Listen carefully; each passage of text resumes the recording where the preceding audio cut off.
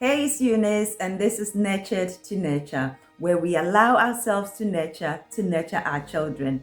Nurtured to Nurture is part of Escience. You can find us on escience.org. Today, my message is simple. It's on parenting versus nurturing. On my journey, at one point, I was challenged to review my perception of parenting.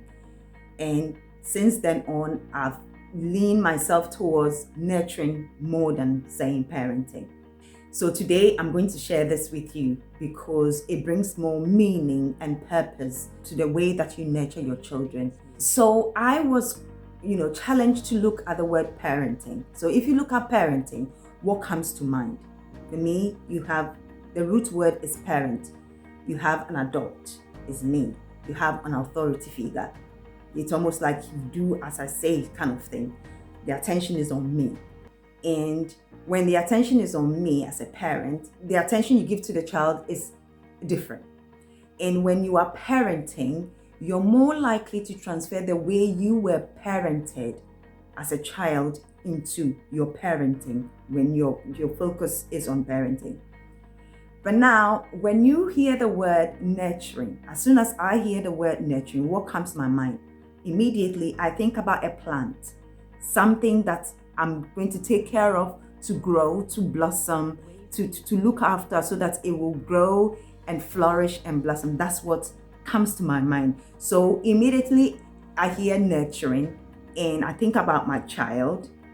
I want my child to grow. I want to nurture my child to grow in a way to blossom, in a way to, become beautiful and blossom, if that makes sense. And to be able to do that, I have to have the skill, the knowledge to be able to do that. So for example, let me give you a vivid example. Take a farmer, for example. A farmer wants to plant crops. So let's say peppers. So before even the seed goes into the soil, the farmer thinks about what the condition of the soil that he needs, the kind of weather that he needs, how he's going to water it, a whole lot of set of things that he will come out with, even before the seed goes into the soil. He makes all those assumptions. He makes all those, things to know what to do about that. And then if he decides to plant a second crop, let's say aubergine, for example, he will do the same kind of assessment, but he will arrive at different results for them. And this is what is important about nurturing. What happens is, so if you have a child, you look at your child and the needs of your child. The same way, if you have a second child, you have to look at the needs of that second child. It's not the same needs as your first child. So then you can't just blanket parent them like you do when you are parenting. It's easier to blanket parent when you're parenting, but when you're actually focused on nurturing, you're more than likely to think about this child as an individual and that child as an individual, so that they have different needs, so that you will not expect James to be behaving like Joyce or Linda to be performing like Kofi. So they have different needs and you'll be able to arise at those needs.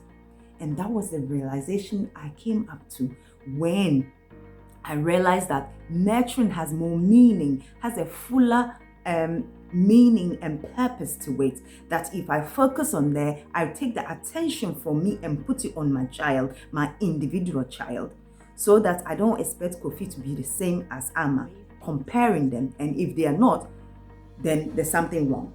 What is wrong with you, this child? What is wrong with you, this child? What am I going to do with you with this child? Why aren't you like Mary? Why aren't you like James? And you start comparing your children, and that is very destroying. So today, I'm challenging you to nurture your children. Look at it from a new perspective. Be intentional about it. Thank you for your audience, and thank you for having a date with me.